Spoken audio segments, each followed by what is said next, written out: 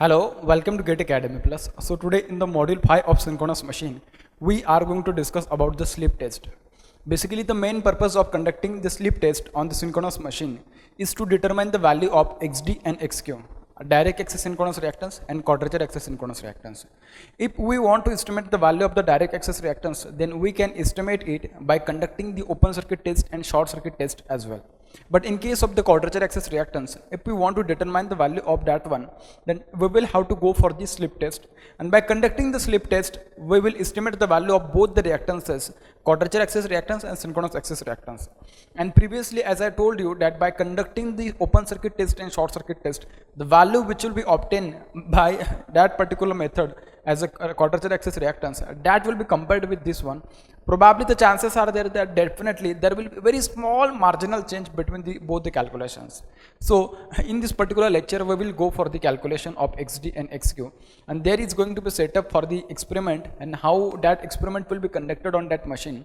We will discuss about the steps and the procedure in order to conduct that experiment.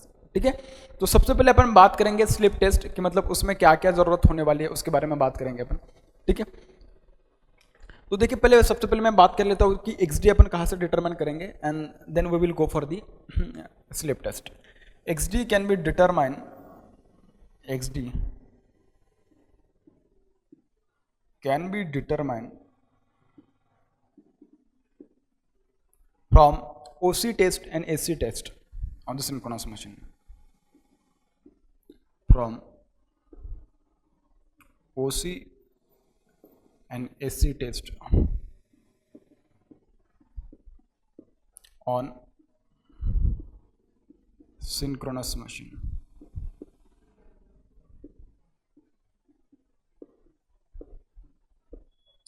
ठीक है, जो slip test होगा, देखिए बात करते हैं स्लिप टेस्ट के बारे में.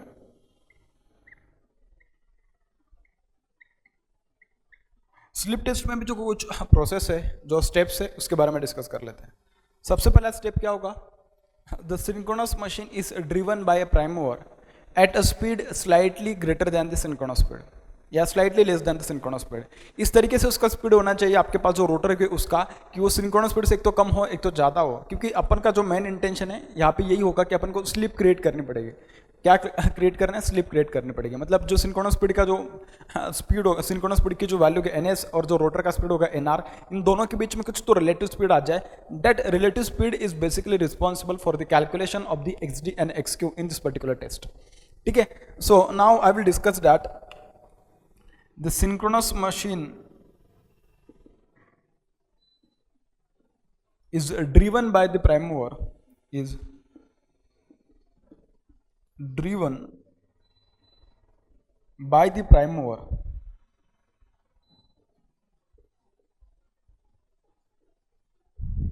at a speed slightly less than or greater than the synchronous speed. At a speed slightly less than or greater than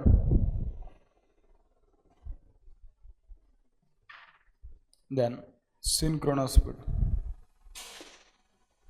ठीक है, the speed at which a rotor will be driven by the prime mover, it will be slightly less than or greater than the synchronous speed. ठीक है, ये पहला step रहेगा.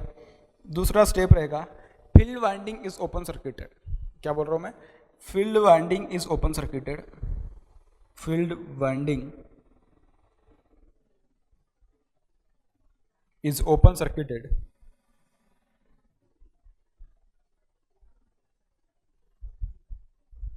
ठीक है, third step, we will apply the voltage across the armature terminals in such way that it will be less than the rated voltage. Means many times will be less than the rated voltage. I means I will apply 25 to 30% of the rated voltage in this particular test. ठीक है, so देखिए मैं क्या करने वाला हूँ. A positive sequence voltage of a positive sequence voltage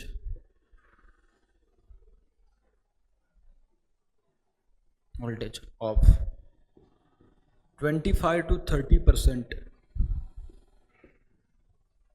of rated voltage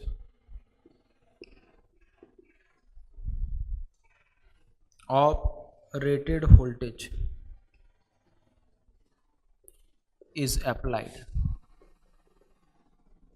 across the armature terminals across the armature terminals. ठीक है, इस टाइप से। अब देखिए इसमें अपने क्या किया, फील्ड को ओपन कर दिया है, आर्मेचर को सप्लाई दिया है 25 से 30% जो उसके रेटेड वोल्टेज है उसके उतना वोल्टेज दिया है, और सिंक्रोनस मशीन क्या कर रहे हैं अपन, एक ऐसे स्पीड पे ड्राइव करा रहे हैं कि जिस स्पीड पे मतलब स्लिप क्रिएट हो सकते हैं बेसिकली अगर बात करें तो, मतलब because it is slightly less than और greater than the synchronous speed है, लेकिन मैं कंसिडर करूंगा कि इसका जो वैल्यू होगा slightly less than the synchronous speed रहेगा बेसिकली, ठीक है, मैं कंसिडर कर रहा हूँ कि उसका वैल्यू होगा that will be slightly less than the synchronous speed. Now what will happen in the fourth case, देखिए क्या होगा फोर्थ स्टेप में, the difference between NS and NR will create the relative speed. What I am saying that the difference between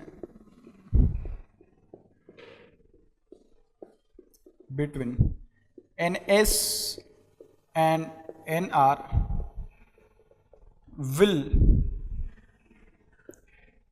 create a relative speed, will create a relative speed, yeah, will cause a relative speed, will cause a relative speed due to which an EMF will be induced, an EMF will be induced across the field winding, will be induced across the field winding, ठीक है। अब देखिए जो जो process मैंने बता दी इस process को अब मैं क्या करूंगा, ड्रॉ करूंगा, मतलब पहले क्या करेंगे अपन, देखिए 25 से 30% सप्लाई अगर अपन को देनी है तो अपन को ऐसा एक ट्रांसफार्मर चाहिए कि by means of which we can control the input voltage applied to the synchronous motor, synchronous machine basically, ठीक है। तो आर्मेचर टर्मिनल से अगर उसको सप्लाई देनी है तो ऑब्वियसली सिंक्रोनस मोटर की बात की जा रही है, ठीक है, मशीन की बात की जा रही है, तो कोई दिक्कत नहीं है, ठीक है। तो उसमें क्या अपन को ऑटो ट्रांसफार्मर की जरूरत पड़ेगी, बात समझ में आ रही है, ठीक है। उसके बाद अपन को अगर प्राइम मोर को ये करना है, मतलब प्राइम मोर के जरिए अगर अपन को उसको क्या करना है, रन कराना है, मतलब प्राइम मोर के टर्म्स में या बात करूँ तो prime mover as a DC motor में यूज कर सकता हूँ, क्योंकि डीसी मोटर का जो आउटपुट होगा that will be mechanical and that mechanical output will be utilise to drive the machine, ठीक है। And field winding is open circuited, इसका मतलब कि अपन को बहुत ज्यादा चीजों की जरूरत नहीं है, बस 2-3 चीजों की जरूरत है, अब अपन उसके बारे में बात कर लेंगे। फिर the difference between NS and NR, obviously अगर दोनों की स्पीड अगर सेम नहीं है, मतलब सिंक्रोनस स्पीड नहीं है, तो दोनों की स्पीड अगर सेम नहीं तो दोनों के बीच में क्या होगा, जो डिफरेंस आएगा स्पीड का, that relative speed is responsible for the induction of EMF in this field winding, ठीक है। अब अपन उसके बारे में बात करते हैं और देखते हैं कि उसका सेटअप किस टाइप से होने वाला। तो देखिए भाई अब उसके सेटअप के बारे में बात करते हैं। तो देखिए यहाँ पे होगा मेरे पास 3 फेज ट्रांसफार्मर, ऑटो ट्रांसफार्मर,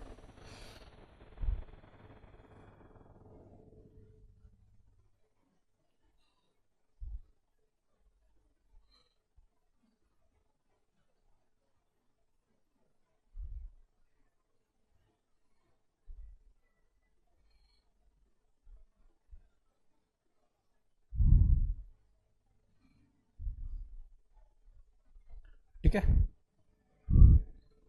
ये बन गया 3 फेज ऑटो ट्रांसफार्मर। यहाँ पे उसका सप्लाई होगा, लेकिन उसको दिखाने मतलब यहाँ पे मुझे लगता है कि आपको शायद समझ में आ जाएगा, तो उसको दिखाने की कोई जरूरत नहीं है, ठीक है। ABC यहाँ पे 3 फेज सप्लाई कनेक्टेड होगा, मतलब सेकेंडरी है ऑटो ट्रांसफार्मर की, ठीक है। और ये जो मेरे पास सिंक्रोनस मशीन है,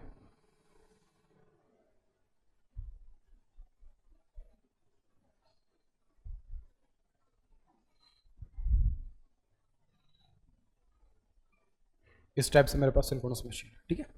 अब इस मशीन को मुझे कनेक्ट करना, मतलब इसको मुझे कैसे सप्लाई देनी है, 25% ऑफ द रेटेड वोल्टेज अगर मुझे इसको अप्लाई करना है, ठीक है। तो देखिए मैं इसको किस टाइप से अप्लाई करूँगा, तो देखिए भाई अब मुझे अगर यहाँ पे सप्लाई उसको कनेक्ट करना है तो 25% सप्लाई देने के लिए देखिए मैं उसको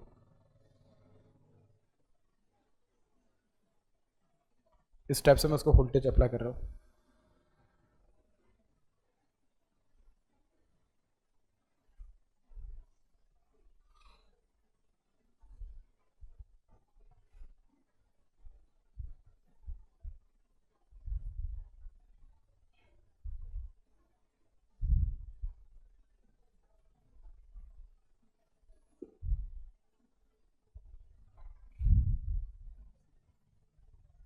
ठीक है। एंड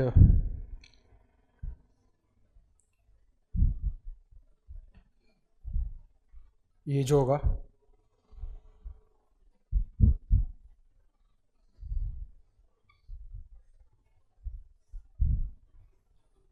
ये होगा मेरे पास एक्चुअल सेटअप इसका, ठीक है। यहाँ पे होगा ए बी सी या आर वाई बी, जो आपको लिखना है, A B and this is what C, ठीक है। ये बी यहाँ पे रहेगा और सी यहाँ पे रहेगा, this is C, this is B, clockwise direction में मैं उसको लेता हूँ, ठीक है। और जो मेरे पास फील्ड वाइंडिंग होगी, फील्ड वाइंडिंग कैसे होगी, ओपन होगी। फील्ड वाइंडिंग कैसे होगी, ओपन। तो यहाँ पे मैं फील्ड वाइंडिंग दिखा रहा हूँ भाई, एक फील्ड वाइंडिंग है विच इज ओपन बेसिकली, ठीक है। एंड ये जो मेरे पास यहाँ पे जो कुछ प्राइम मूवर होने वाला है, इसको मैं क्या करूँगा, सिंक्रोनस मोटर से उसको मैं घुमाना स्टार्ट कर दूँगा, ठीक है। इस टाइप से रहेगा। This is nothing but what, this is the armature winding. क्या है, this is nothing but armature winding, this is nothing but what field winding, this is nothing but what field winding,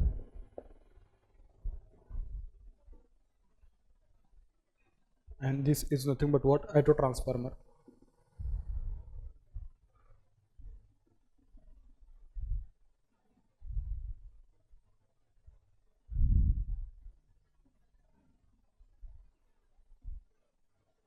this is nothing but what auto transformer,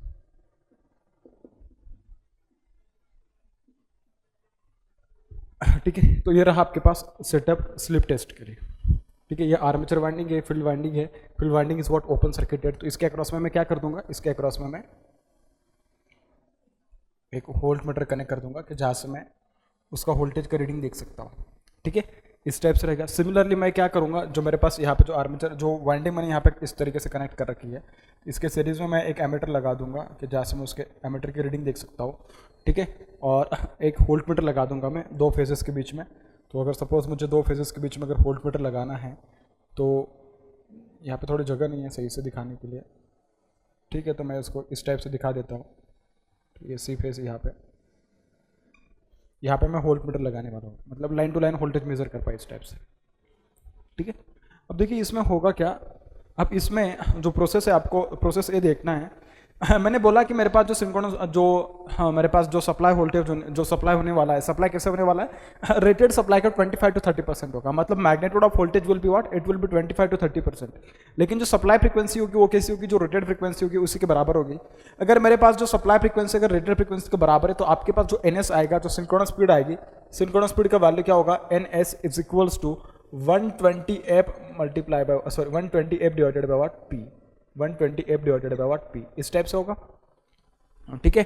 और जो EMF induce होगी उसके value अगर मैं देखूं तो देखिए जो मेरे पास जो आर्मेचर होने वाली है एक्चुअली, तो आर्मेचर का जो स्पीड मतलब सॉरी जो आर्मेचर की जो एक्चुअली ये होने वाला है, आर्मेचर एमएमएफ जो होगा वो कौन से स्पीड से रोटेट करेगा, जो आपके पास सप्लाई फ्रीक्वेंसी है उसका जो स्पीड है उसके करस्पॉन्डिंग जो आपके पास सिंक्रोनस स्पीड आएगा सप्लाई फ्रीक्वेंसी के करस्पॉन्डिंग, उसके अकॉर्डिंग क्या होगा मेरे पास आर्मेचर एमएमएफ जो होगा वो रोटेट करेगा। तो चाहे तो मैं इसको ऐसा भी लिख सकता हूँ कि F A R will rotate at ns, at what ns, मतलब FAR जो होगा आपके पास armature MMF it will be rotating at what synchronous speed, ठीक है। उसके बाद अगर मैं सपोज अगर बात करूं मेरे पास जो रोटर होने वाला है, क्या बोल रहा हूं मैं, जो रोटर होने वाला है, तो रोटर कौन से स्पीड से रोटेट कर रहा है, और rotor is rotating at a speed nr which is slightly different than the synchronous speed, ठीक है। अगर वो सिंक्रोनस स्पीड से स्लाइटली डिफरेंस है तो उसके करस्पॉन्डिंग अगर मैं बात करूंगा तो यहाँ पे रिलेटिव स्पीड का कंसेप्ट आएगा, और मैं कह सकता हूँ कि जैसे अपन इंडक्शन मशीन में बात करते हैं सेम वाला कंसेप्ट यहाँ पे भी आने वाला। तो इसमें देखिए होगा क्या, सिंपल अगर मैं उसको बताऊं, अब ये जो पूरा का पूरा सेटअप आपने बना दिया उसको अगर प्रैक्टिकली देखा जाए तो किस टाइप से दिखने वाला है और किस टाइप से उसमें चीजें देखने के लिए मिलेगी।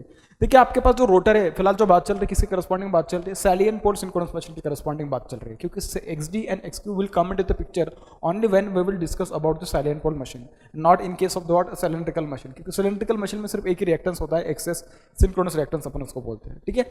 तो देखिए इसमें क्या होगा आपके पास, ये जो होगा आपके पास रोटर, क्या ये जो होगा आपके पास रोटर कैसा होने वाला आपके पास, यहाँ पे जो रोटर होने वाला है कैसा होने वाला है भाई, सैलियन पोल रोटर होने वाला है, ठीक है। तो ये देखिए, ये आप देख सकते हो कि this is the salient pole rotor.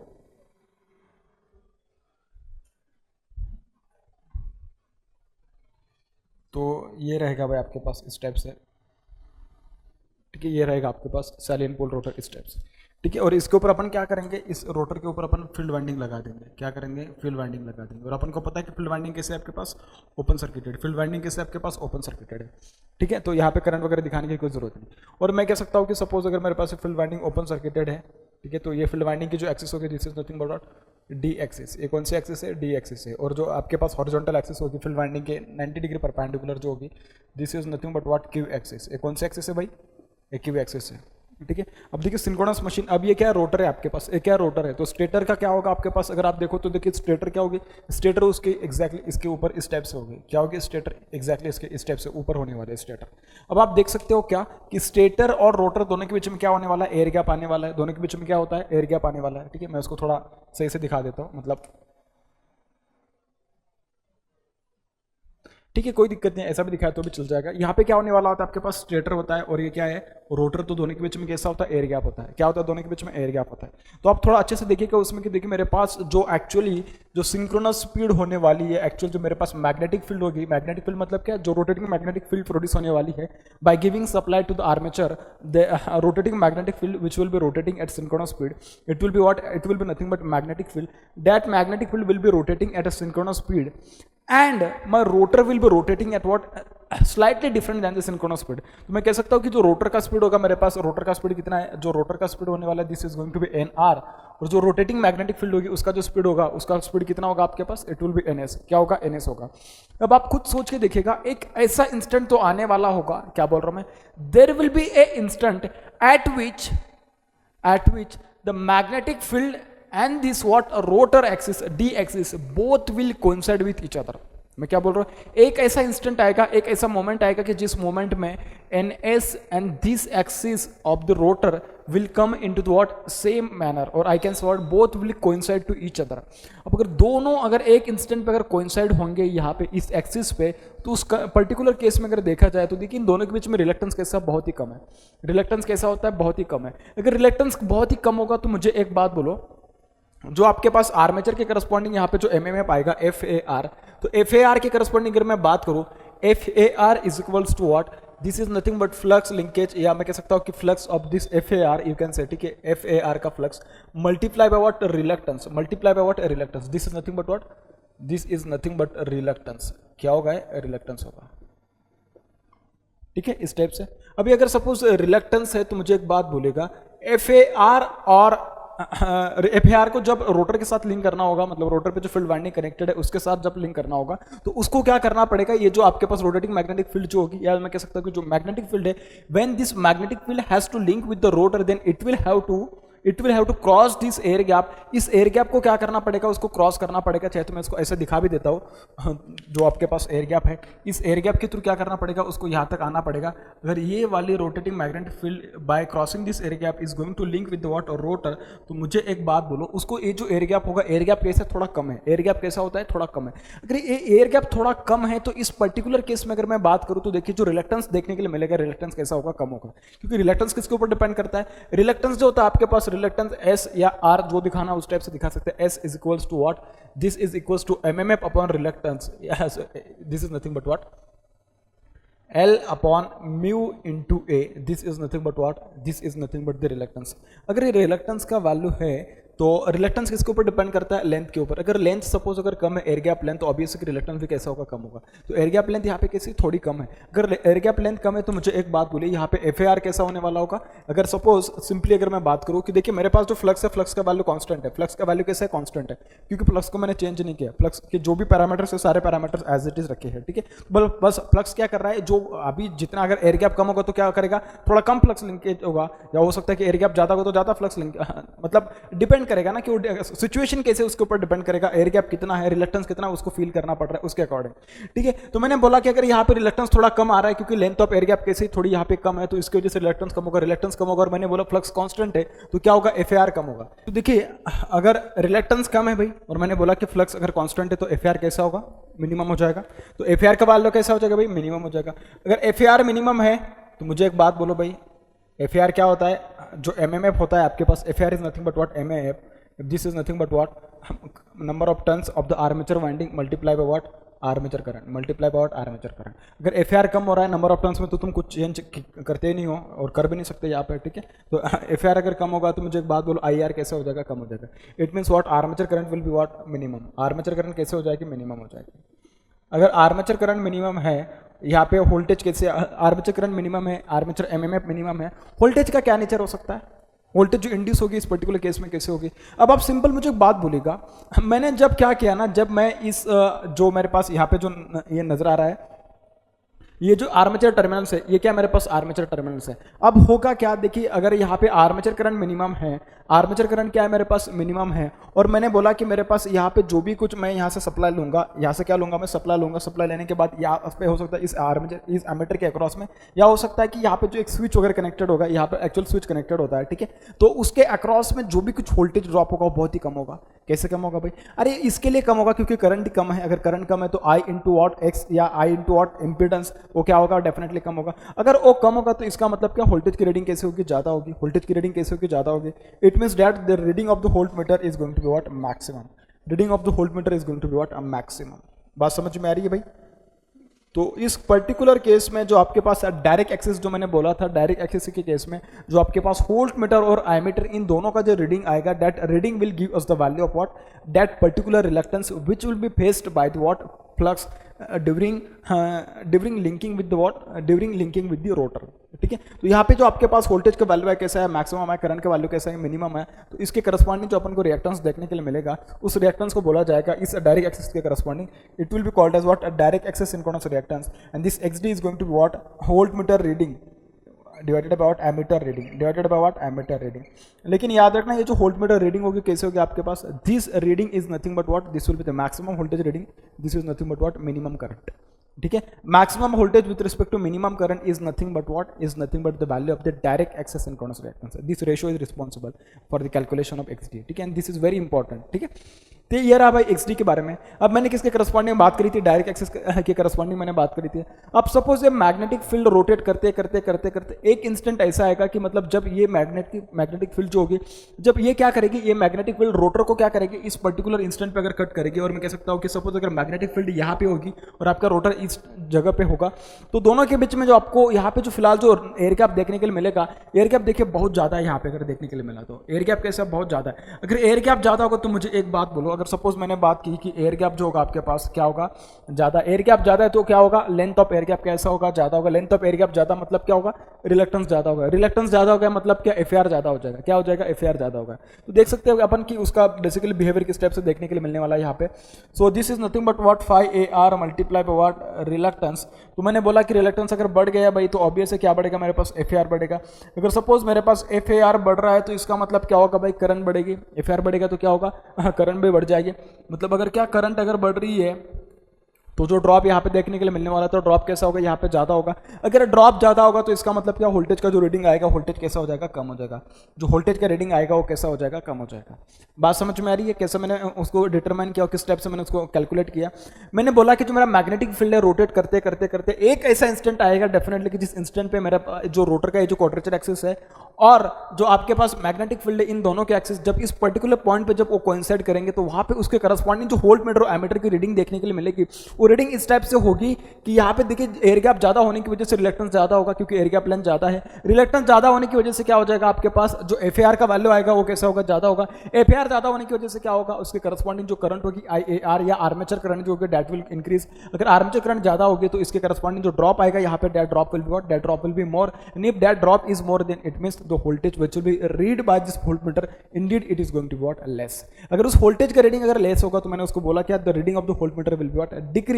अगर यहाँ से उसका decrease value of the voltmeter reading अगर अपन को देखने के लिए मिल रहा है, इसका मतलब क्या, इसका मतलब बस यही होता है कि यहाँ पे जो आपके पास रेशियो आएगा voltmeter reading with respect to ammeter reading, ये जो मिलेगा अपन को देखने के लिए, this will be nothing but what, this will be nothing but the value of the quadrature axis synchronous reactance, ठीक है। तो यहाँ से जो अपन को जो XQ का जो वैल्यू मिलेगा, XQ मैं उसको बोलूंगा क्योंकि ये क्वाड्रेचर एक्सिस के करस्पॉन्डिंग है, इसके लिए मैं इसको XQ बोल रहा हूँ। XQ is equals to what, voltmeter, या मैं कह सकता हूँ क्या, ठीक है, वोल्टमीटर रीडिंग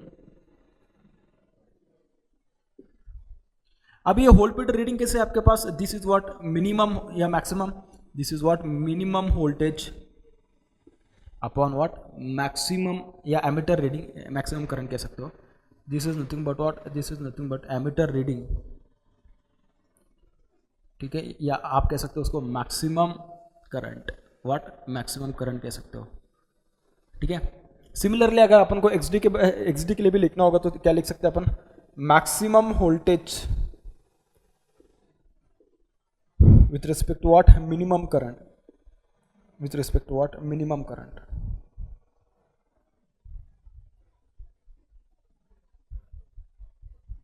लेकिन ये याद रखना कभी भी जब आप उसको डिटरमाइन करते हैं तो परफेस वैल्यूज के लिए डिटरमाइन किया जाता है, किसके लिए, परफेस वैल्यूज के लिए, ठीक है, क्योंकि ये जो भी कुछ एनालिसिस किया जाता है परफेस वैल्यूज के लिए किया जाता है। इवन दो मैंने वोल्ट मीटर को किस में लगाया, मैंने पैरेलल में लगाया, और लाइन टू लाइन वोल्टेज जो मेजर कर रहा है, इसका मतलब ऑब्वियस है कि आपको क्या करना पड़ेगा, उसका परफेस वैल्यू लेना पड़ेगा और परफेस के लिए एक्सडी और एक्सक्यू पता करना पड़ेगा, क्योंकि आपकी जो वाइंडिंग है आर्मेचर की, कैसे नहीं देखिए हर एक वाइंडिंग आप देख सकते हो कि इस वाइंडिंग के बारे में बात की जा सकती है, इस वाइंडिंग के बारे में बात की जा सकती है, इस वाइंडिंग में एक्सडी और एक्सक्यू होगा, इस वाइंडिंग में भी एक्सडी और एक्सक्यू होगा, तीनों वाइंडिंग में क्या होने वाले, direct axis synchronous reactance and quadrature axis synchronous reactance, ये तीनों वाइंडिंग में क्या होने वाला है अपन को देखने के लिए मिलने वाला है। इसके लिए अपन क्या करते हैं, हमेशा उसका जो डिटर्मिनेशन करते हैं किसके लिए करते हैं, परफेस वैल्यूज के लिए करते हैं, किसके लिए करते हैं, परफेस वैल्यूज के लिए। तो आज से आप एक बात याद रखना, कभी भी अगर स्लिप टेस्ट के ऊपर अगर क्वेश्चन आए तो डायरेक्ट उसको सॉल्व करना मतलब कैसे कि मैक्सिमम वोल्टेज अपन मिनिमम करंट या मैक्सिमम या मिनिमम वोल्टेज अपन मैक्सिमम करंट, डायरेक्ट रेशियो लेके आप उसको फाइंड कर लोगे, लेकिन अगर आपने उसको परफेस वोल्टेज नहीं लिया ना तो गलत कर जाओगे यहाँ पे।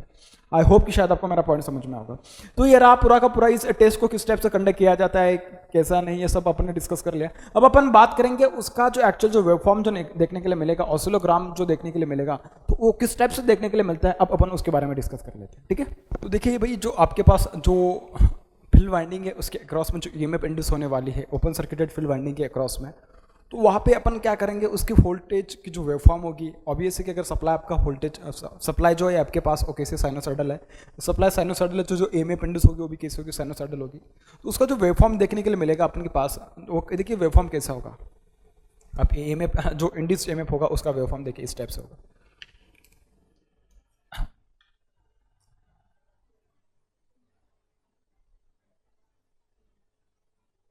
इस टाइप से अपने पास क्या होगा, ये उसका वोल्टेज का वेवफॉर्म देखने के लिए मिलेगा। एक्चुअली थोड़ा ज़्यादा ही बड़ा हो गया, उसको थोड़ा छोटा करना पड़ेगा क्योंकि वो नहीं आ पाएगा, नहीं तो ठीक है।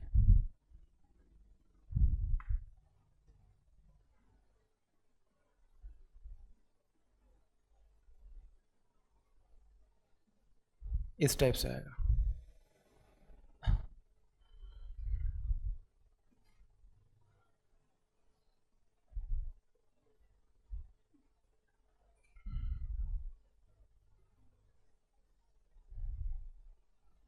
इस टाइप से होगा, ठीक है। अब अपन को क्या करना है, वोल्टेज और करंट के जो वेवफॉर्म्स आएंगे उनके रीडिंग्स देखने हैं किस टाइप से आने वाले हैं,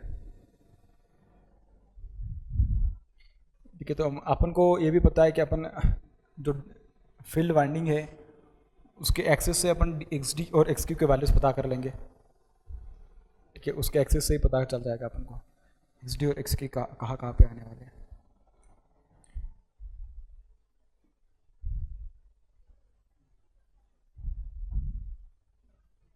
ये रहेगा ओमेगा टी, और ये भी क्या रहेगा आपके पास, ओमेगा टी, ठीक है। तो ये देखिए, ये जो एक्सेस बनेंगे आपके पास, ये कौन से एक्सेस बनेंगे, this will be nothing but D axis, ये Q axis, this will be Q axis. ये कौन से एक्सेस बनेंगे आपके पास, this will be nothing but, और ये भी जो बनेगी ये कौन से बनेंगे, this will also be Q axis, ठीक है, and this is D axis. Q और डी थोड़ा सही से निकालना भैया, ड्रॉ मतलब सही से लिखना उसको, क्योंकि दोनों सेम ही लगते हैं। This is the D axis, this is also what, this is d axis, and this is also what, this is also d axis, ठीक है, इस टाइप से। अब सपोज अगर मुझे इसका एनवेलप भी अगर मैं पता कर लूँ, ये जो मेरे पास यहाँ पे सबसे पहले मैं ड्रॉ करूँगा वोल्टेज के वेवफॉर्म, कौन से वेवफॉर्म, वोल्टेज के वेवफॉर्म। ये क्या था, this is nothing but induce EMF का वेवफॉर्म, यहाँ पे आएगा मेरे पास वोल्टेज का वेवफॉर्म। तो पहले मैं क्या बनूंगा, मैं क्या करूँगा, उसका पहले मैं ये बना लूँगा, इन्वेलप बना लूँगा। तो उसका देखिए उसका इन्वेलप किस टाइप से होने वाला है, ये टाइप, इस टाइप से उसका इन्वेलप होने वाला है, ठीक है।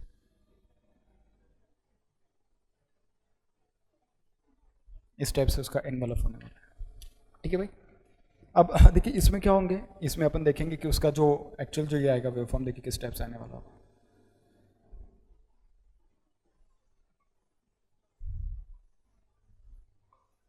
इस टाइप से इसका वेवफॉर्म आने वाला होगा, ठीक है।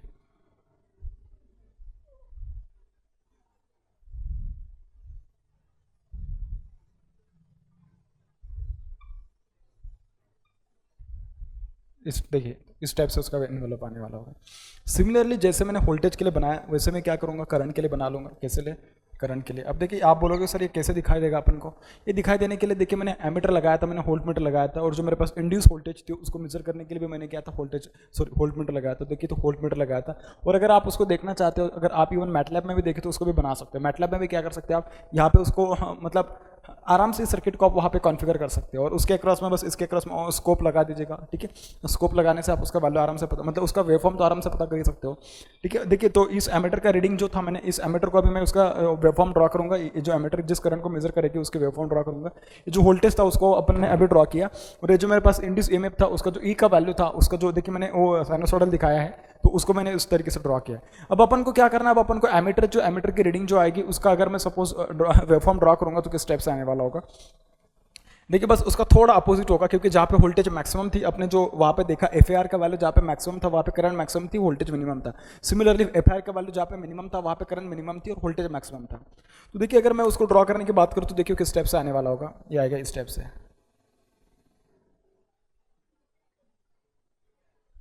ठीक है, इस टाइप से आएगा,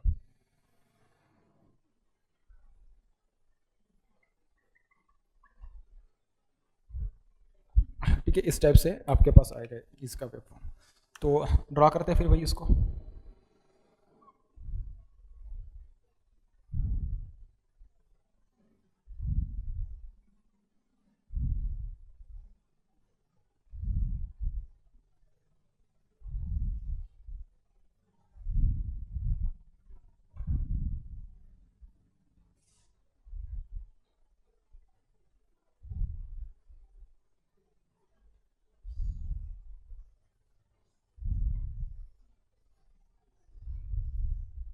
इस टाइप से,